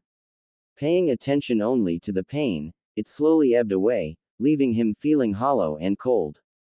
It is best, perhaps, that I simply continue on. I must keep pressing forward and focus only on my next breath, my next step, my next meal, my next target, my next sleeping place. What's next? Sufficiently distracted, he began walking. Some animals might lay in wait, but he didn't have the patience for it. He had to keep going, seeking out opportunity, staying ready to fight or flee. What is this place? He wondered as he began his trek down crumbling hallways. Most of his dreams happened in places he knew. As far as he was aware, he had never been to this place. Time felt strange here. In one moment it would go by normally, in the next it had slowed to a crawl, the gently flowing water becoming a perfectly motionless mirror. An instant later it was rushing past his legs as if some great and terrible demon chased towards it with unquenchable thirst. Looking down into the murky water that smelled only of rot and decay, he could understand why a demon might not be able to satisfy their thirst with such putrid water. He had thought originally that the water was simply flowing at a different speed, it was the logical conclusion, after all. But when he had splashed a handful of it from the still pool around him and it hung in the air until the rest of the water began moving, he knew it had to be time itself that bent and warped in this place. Time and space. The first thing that came to mind were storage seals in general, really, which operated by bending space-time, but that would make for a rather odd dream. Had he actually found himself within a seal of some sort, or was this dream simply his mind puzzling over the nature and existence of seals while he slept? Time once again sped up and he found himself curious of the water that passed him by. What if before he had even finished his thought, he had acted upon it, surrendering himself unto the current as he fell into the water? He was carried swiftly, and as he floated on his back he couldn't help but release a chuckle. This would have made everything a lot easier if he had thought of this easier. It was a far more simple matter to focus on enjoying the ride than walking down a hallway trying not to think about those who had left him behind. After what could have been hours or mere seconds, something changed. He wasn't sure what it was that had changed, he didn't know why everything felt different, but something was wrong, no, something was new. There was no telling what was proper in this place, and he immediately kicked himself for becoming so relaxed. I'm such a fool, he thought, pulling himself upright. He froze. This was not a hallway, this was a cage. This was a humongous cage. And it was not empty. It was not those facts that made him so wary, but rather who stared out at him from within it. But she's dead. Indeed, Uzumaki Mito was dead, and yet, here she was, peering through at him from behind cage bars that were bigger than she was. In fact, based on size alone, she should be easily able to slip through them. That was probably what made him most hesitant about this situation. There was something more at work here. Cautiously, he approached her, much to her amusement based upon her facial expression alone. When he was no more than 3 yards away from the cage he stopped, both figures staring at each other in silence. It was now that he was close that he could see the small differences between Uzumaki Mito and this woman before him. First was the hair. It wasn't red, but rather a dark orange with the occasional strand of crimson. The woman's eyes were a bright scarlet with dark slits for pupils. He knew for a fact that Mito's eyes were nothing like that. Finally were the lips. Mito was known for being as stoic as a hyuga, and yet this woman was smirking at him with ruby lips. That had to be lipstick, which Mito supposedly never wore, or it was the woman's natural lip color, which would be wrong for the deceased Uzumaki. His observations complete, he finally inquired, "What shall I call you?" This seemed to amuse her only more. Most people would ask, "Who are you? You're already proving to be quite interesting." She gave a giggle which ceased at his blank stare. He continued to look at her in silence until she relented with a pout. "Well, you're no fun. I guess I was wrong about you. I don't tell my name to just anyone, but you can call me Mito." She gave another giggle. "I've become quite fond of the name. And her form, it would seem." She froze at this before a grin stretched across her face. "Oh, you know of her then. Color me impressed. You take upon yourself the name and form of the first Jinchuriki and refuse to give your true name. Tell me, Great Fox, why am I in this place?" "Wow, you catch on fast, don't, Cha. I shouldn't be surprised, you were always a smart one." She giggled once again, giving him a bright, almost caring smile. It hurt his heart to look at it. "You're in this place, Warden, because I wanted to meet the man who will be taking care of me. Come now, Warden, I know my appearance is mesmerizing, but to stand there frozen is unbecoming of one of status such as your own." The Kyubi Mito, as she insisted, smiled. It was a disarming smile, one of mischief and enticement that could break down the distrust of all but the strongest of wills. Naruto, however, was not must for trust. He didn't trust outsiders before his family left him, he trusted others even less when he found himself on the streets, and he most certainly did not trust the nine-tailed fox demon whom his existence kept locked away within his sister. That didn't seem to bother her any, however, as the smile never left her face. "Ah, what's the matter, Fox, got your tongue?" She giggled, something which he may have found cute if he didn't know she was a gigantic fox who had slaughtered millions throughout history. Her smile became a smirk at his silence. "You know," she began, "if you come closer, I really can take your tongue." She licked her lips. "We could have a lot of fun here, you know." Another giggle escaped her ruby lips, spilling forth in a sensual melody. "No one would ever know what it is my warden does to me, and I would be powerless to stop you. That is, if I wanted to stop you." Still, Naruto did not react.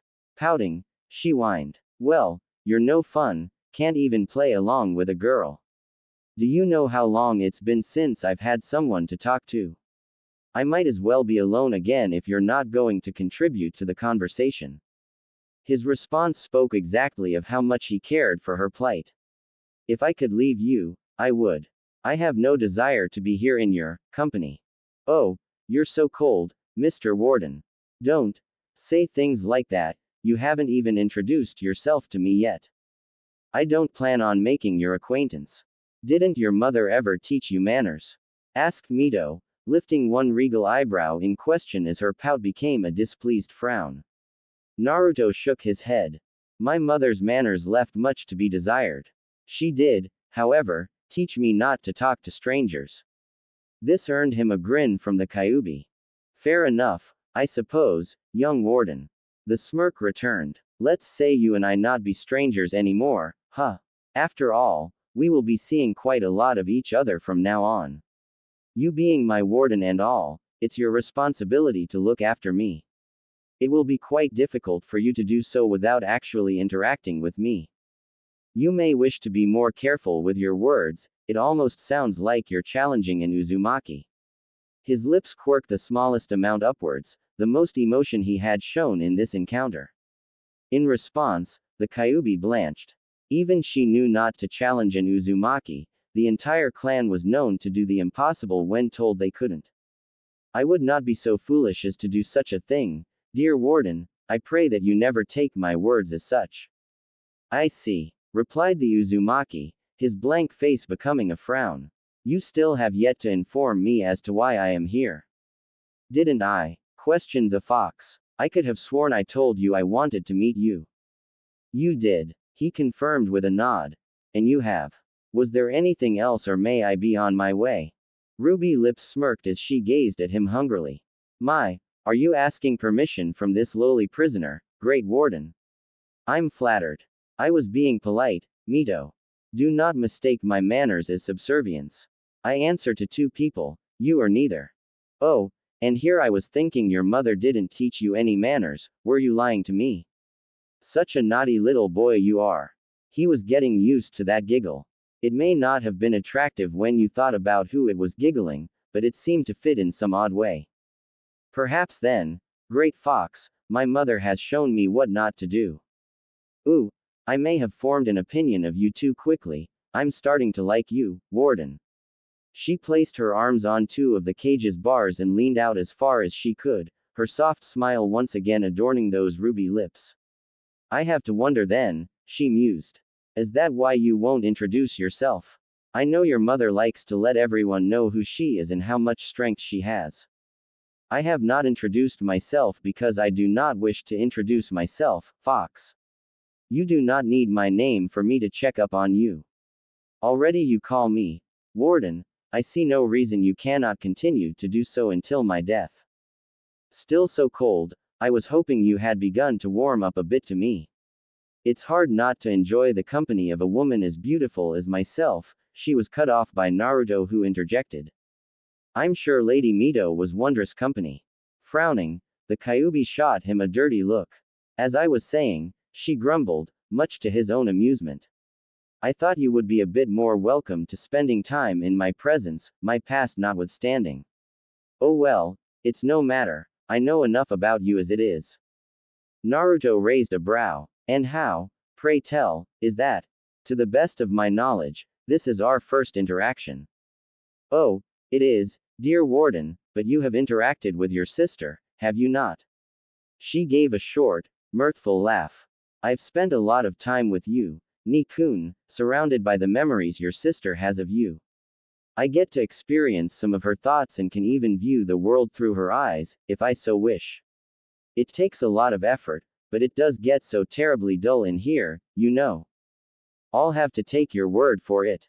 However, this also means I have no need for me to introduce myself. While I may not have previously met you and still have no desire to meet you, you have met me. But this time it's face to face, the other times don't count. She countered. Then we are done here. You know of me, have seen me, and have now spoken to me face to face. Was there anything else? I grow weary of this place. She gave a bark of laughter. You, sick of this place? I've been here for years, how do you think I feel? Pausing, she frowned in thought, staring straight into his eyes. You know, Warden, it is your job to care for me. This prison, she gestured about their surroundings, is not really suitable for a prisoner, especially one of my standing. Surely you would not be opposed to a bit of remodeling. Nothing complex, just something basic would be a welcome change. A bed, perhaps, maybe even a square of concrete raised above the water so that I can be dry. You can't be so heartless as to leave a poor woman to rot within this filth. He gave his own thoughtful frown, mulling it over. If she spoke truthfully and he really couldn't find any deceit in her words, then he was her keeper. He knew that the seal on him kept her within, but he had always thought of his sister as the jailer. He was just the lock. Perhaps, then, he had been failing his duty for all of these years. She may have been a great beast of destruction, but she was also the most powerful being on the planet who had been imprisoned for years before getting a chance to lash out at her captors. More than that, though, she was his responsibility. She was his. He liked the sound of that. Here she was, powerless, helpless, needing someone to help her in her time of weakness. And he could help. He could take care of her. He had always been fussed over by others, but the prospect of looking out for someone else made him almost giddy with excitement. How would I go about changing things, Mito? He asked. His voice had softened, no longer the frigid, uncaring tone he had used for the entire encounter. Knowing that she had obtained this small victory, Mito smiled. You're the warden, will it so? Then she added, even if that doesn't work, that new seal of yours should have no problem changing this place. She instantly had his undivided attention when she said that. You know of this seal, Fox? He asked. Tell me, what does it do, what is its purpose? She wagged a finger at him. It's not my place to tell you. It can help you change this place, but that's all I'm giving up. You'll have to discover its secrets on your own. He frowned but nodded nonetheless. Very well. It is, after all, my responsibility to bear just as you are. With a thought, and a wave of his hand for dramatic effect, the world around them rippled in and out of existence, morphing to his desires. A large slab of black marble rose from the water, covering a large area on either side of the gate but allowing the water to flow freely along the wall. The room, once bright from an unknown source of light, dimmed considerably even as silver torches grew from the repairing walls and came to life with green flames. The great gate that once was the focus of the room disappeared, leaving only a band of gold along the floor and walls to signify the barrier that was still there. Over that gold band shimmered into existence a grand dining table of dark wood clothed with a length of crimson silk. A gold candelabra appeared dead center, casting faint light with its red flames. Only 2 chairs formed, one at either end with high backs and intricately carved arm rests.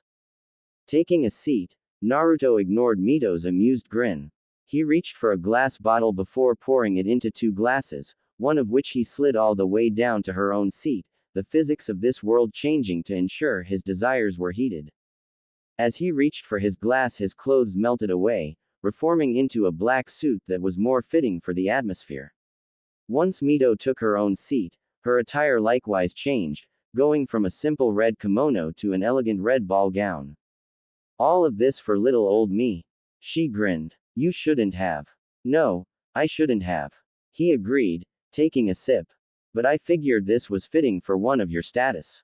See, she teased. I knew you were warming up to me. He gave a snort in response, but did not disagree. She was indeed growing on him, and fast, too. Much like Tatsuki, now that he thought about it. What was it about these women that allowed them to worm their way into his heart so effortlessly? Satisfied that he didn't speak against her comment, she took a sip herself, only to pause at the flavor. Is this strawberry? Inquired Mito in disbelief. It looked just like wine, but there was no mistaking the taste. I'm 8, I've never had any sort of wine, I wouldn't know how to create it here. He explained, finishing off his glass and pouring himself another. Huh, I keep forgetting how young you are, dear Warden. It's hard to believe it with how you speak and act. He merely shrugged in reply. Looking distastefully down at her fruity drink, she peered down the table to meet Naruto's eyes. Say, you wouldn't have anything against me having a glass of blood now, would you? When he made no notice that he had heard her, she let out a sigh and took a sip, only to spit it out as soon as it hit her tongue. It's blood. When you asked for it. It is what you wanted, is it not? He raised a single eyebrow at her. No. Why on earth would you think I drank blood? I was joking. Once again he shrugged, waving a hand lazily to vanish the glass and the blood she had spit out over his table. Standing up, he spun his own glass down the table to her with a flick of his wrist. He couldn't help but grin when it moved so perfectly. You know, he mused aloud. I'm starting to like this place. Oh, so you wouldn't mind coming back to visit? She inquired, snatching up his glass and washing away the tang of blood that lingered in her mouth. No, he answered. I don't think I would. Naruto gave a grin as he gazed at the image of a dead woman who sat across the table, his first smile since his family left. There are stairs behind you, they lead to your bedroom. She turned and nearly squealed at the prospect of a bed as she took note of the 2 curved staircases that led up into the darkness above. It's been fun, Mito. As he willed himself out of this new world, he missed her victorious smirk. And how she gazed hungrily at the place he had just occupied. Soon, my dear Warden, you will be mine, and I will be free. Maybe she'd keep him around after she escaped the seal on his sister. Uzumaki were known for their long lives and she wouldn't mind a bit of company for 100 years or so. It was certainly a tempting notion. Iruka gave a small sigh as his eyes roamed over his class. Like every other time he had gazed about the room, his eyes were inevitably drawn to the single chair that had remained empty for what was approaching dangerously close to 3 weeks now. Of course, that was not to say the absent occupant didn't observe the lessons, he simply didn't enter the classroom. Peering out the window and into the old tree that sat just outside the building, he could see his missing student sitting on a branch, jotting down notes that had been written on the board. Everyone in Konoha had heard about what had happened to the boy, so it was easy to see he was uncomfortable with the notion of sitting amongst classmates who would no doubt bring up his recent misfortunes, especially if they learned he was now homeless. That would be a nightmare. No, instead he arrived promptly each morning before the other students and would take notes until lunch. Then, he'd disappear for an hour or two before returning to watch the end of the practical lessons. When all the students had left for the day, the boy would practice what he had seen until confident that he understood, at which point he would disappear into the night. As a teacher, Iruka was proud to say that Naruto picked everything up very quickly. Of course, there was the matter of tests and examinations. As it was, he had been excused from those during the 2 weeks he was in the hospital, but another one was coming up soon. Naruto would have to come take it with his fellow students if he didn't want to fail or, worse, be dropped entirely from the shinobi program. Iruka really hoped it wouldn't come to that. Watching as Naruto packed up and took off, he turned back to his chatting students. "All right, class," he called. "We'll break for lunch now, you have an hour. Remember, practical when you get back, so eat first to give yourself plenty of time to digest." He was answered by a chorus of, "Hi, Iruka-sensei." Before they all stampeded out the door. Giving one last sigh, he turned back to the tree Naruto had only recently occupied. "I don't know what it is you leave to do, but whatever it is, good luck." "Hey, watch it," she yelled at the small figure that had darted in front of her, nearly knocking into her and making her spill all her groceries. The person either didn't care or had bigger things to worry about than some random woman's groceries, as he sped off without the slightest bit of remorse. Moments later, it was revealed as to why. "Get back here, you little thief. I swear, when I find you." The man's threat went unfinished as he placed his hands on his knees, panting. It had obviously been quite a chase. Shizune frowned, looking in the direction the cloaked figure had vanished in. It was pretty obvious by their size that they were still a child, and while stealing was wrong even if she was a shinobi, what was more wrong was that a child needed to steal. The orphanages were overfilled with children from the Kyuubi attack still, and many lived on the streets, begging and scavenging. Theft, however, was pretty new. Most didn't have the guts to risk it in a shinobi village. Not only was there a high chance of your target being a shinobi, or at least trained as one, but there was an even greater chance of a shinobi being nearby. Shinobi had a tendency of stopping crimes, usually not out of the goodness of their hearts, but for some form of reward or compensation. Regardless of their reasoning, a civilian thief would be easy pickings for even a fresh genin, which meant successful thieves were either dumb and lucky or skilled and lucky. Either way, without a healthy dose of luck, you'd find yourself locked up before you could count the coins you'd stolen. As if on cue, 3 shinobi from the crowd dashed in the same direction the young boy had gone, intent on getting back the stolen coins. Whether they would return them once retrieved, however, was a different matter entirely.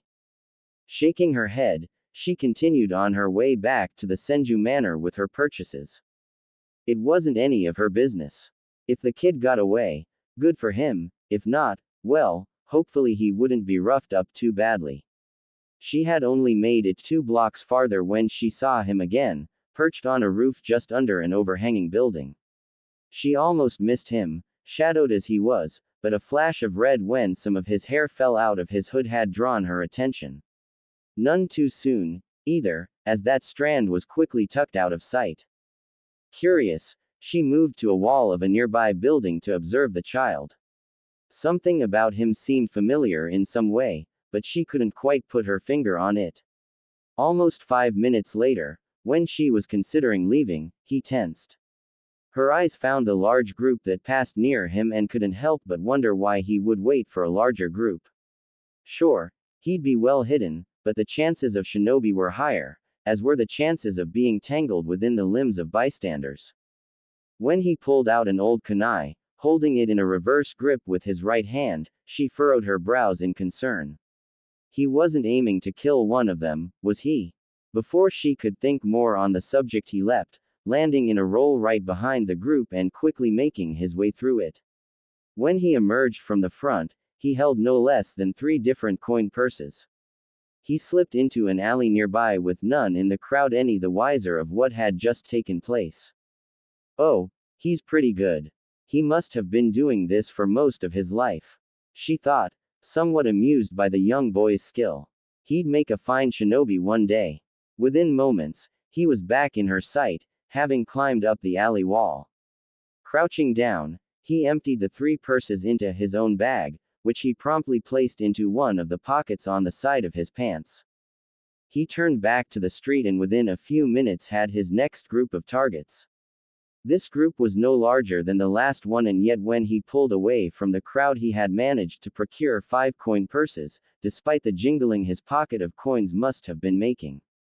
Was the number based on luck, or is he simply improving at such a rate?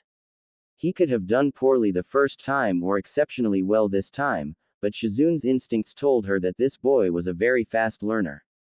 Or, rather, her instincts told her that he was quick to adapt, which meant about the same thing in this situation. Wait, where'd he go? The instant she realized she had lost sight of him, she felt a weight settle within the kunai pouch she was wearing.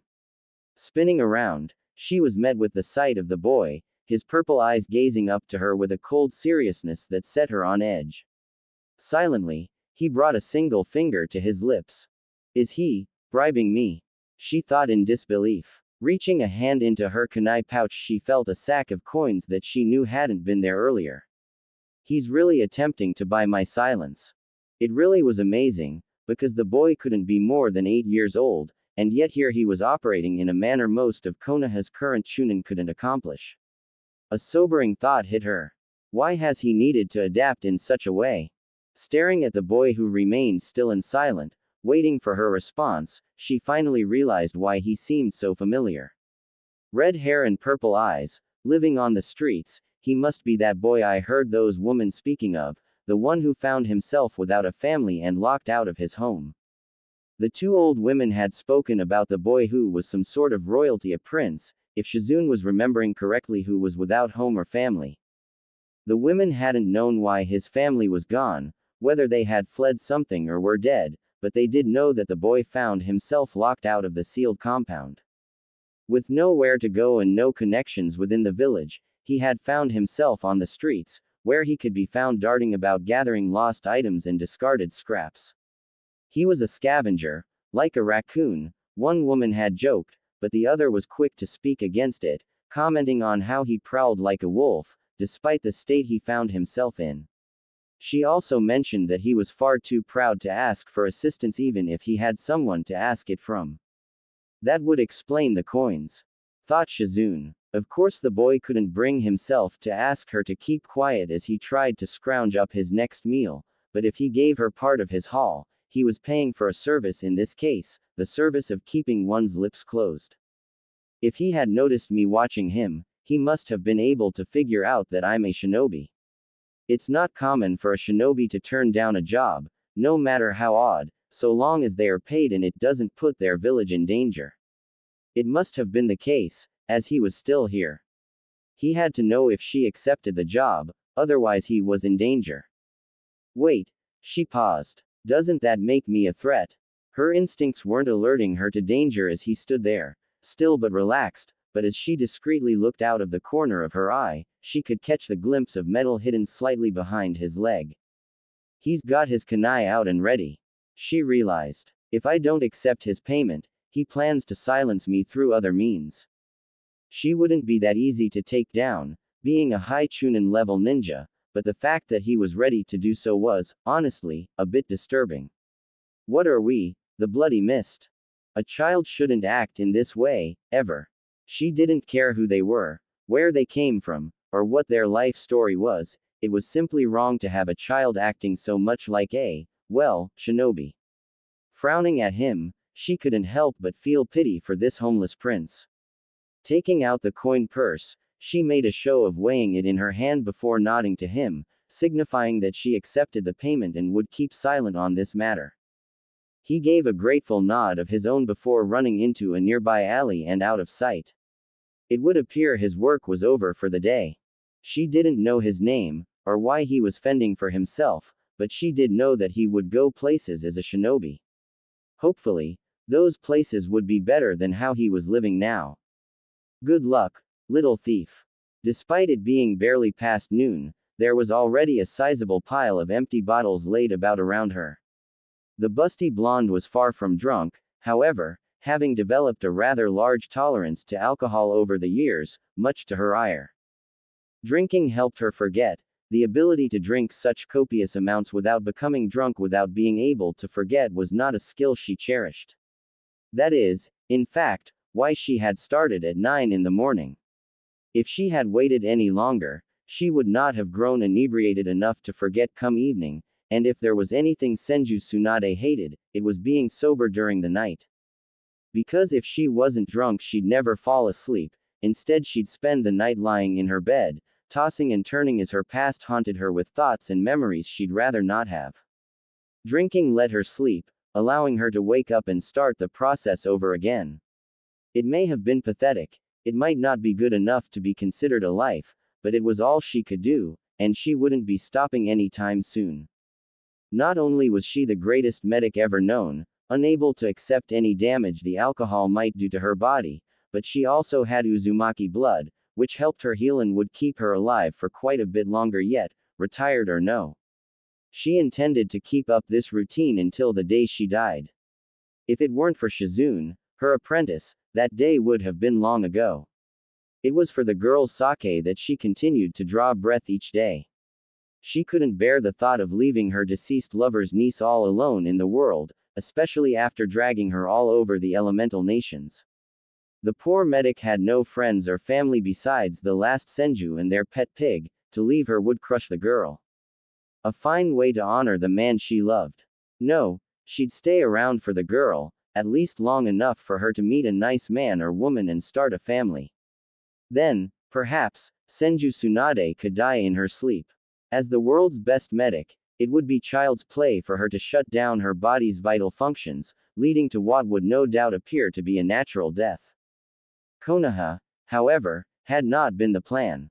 Sure, it would help her apprentice find friends, but she'd much rather die in some small town where no one knew who she was. Just another traveler who would be dug a simple grave and left to rest in peace. Konoha and the rest of the major hidden villages would never even know of her passing. And then came an Uzumaki. So there went all of her own plans.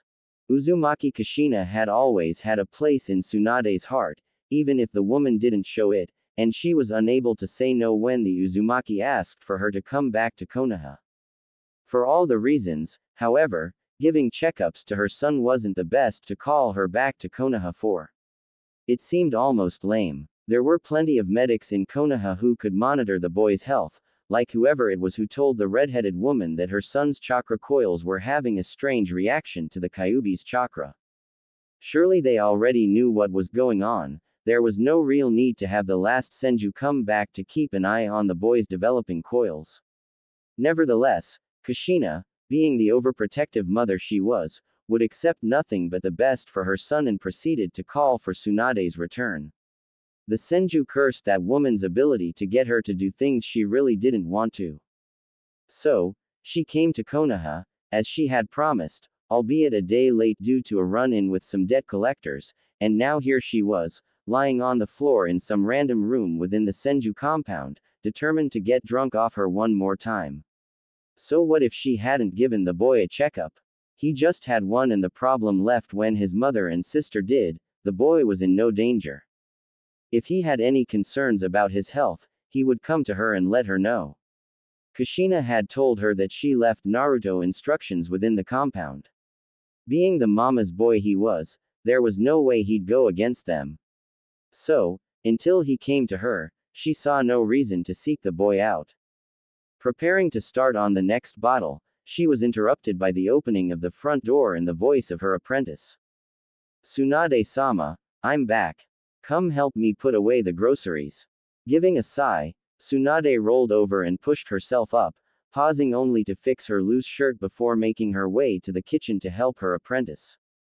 About halfway through their task, Shizune attempted to start up a conversation. Hey, Tsunade-sama, guess who I encountered today? Asked Shizune. Tsunade puzzled over this. Shizune didn't really know anyone here, so it must have been someone with quite the renown. It probably wasn't her old sensei, Sarutobi Hiruzen, the Sandaime Hokage, but that still left quite a few possibilities.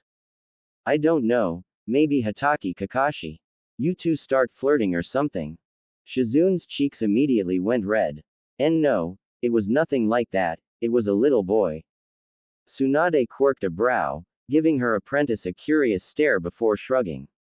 Well, some girls like him young, I suppose. Tsunade-sama. Her apprentice huffed in indignation, pouting slightly as a teasing grin spread over Tsunade's face. It was that homeless prince that people have been talking about lately. A prince of the homeless. He didn't do anything inappropriate to you, did he? Asked the Senju. Before her apprentice could respond, she continued. Unless of course you wanted him to. It's good to see you care more for personality than wealth, Shizune, but I think you may be going a bit fast. You must be head over heels for him. Tsunade. Whined Shizune, crossing her arms over her chest. I'm being serious here, stop trying to make this about my love life. You mean your lack of one? Shizune shot her a dirty look. Anyway, you've heard the rumors, right? Tsunade shook her head in the negative. I haven't been out much, you know that. Ah, I thought you might have heard them the few times you left. Well, basically, there's supposed to be a young boy, a prince or something, whose family up and vanished. He tried to get into his home, only to be rejected by the security seals. A bad feeling began to well up within Tsunade as she listened to her apprentice. That sounded suspiciously like Kushina's son. But why would the security seals reject him? Had something gone wrong? Did he even know about the instructions Kushina had left him? Her apprentice, oblivious to the unease of her master, continued on. He spent 2 weeks in the hospital, but once he was released he didn't have anywhere to go, so he's been living in the streets.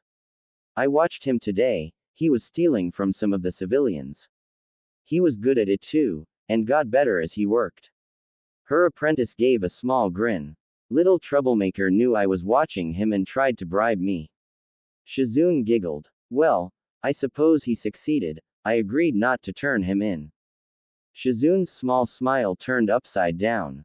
It was kind of sad, actually, that one so young lost everything and is now fighting to survive. I feel bad for the poor boy, though I suppose he's doing well enough for himself as it is. I swear, it's like he was born to be a shinobi, I wonder who his parents must be. Shizune, Tsunade's voice was slightly shaky as the woman hoped she was wrong. What did he look like? Ah, he wore an old brown cloak, so it was hard to see his features, but he had hair as red as a sunset and these cold, purple eyes that almost seemed to glow in the shadow of his hood. They were actually quite beautiful. I bet he'll grow up to be a handsome young man.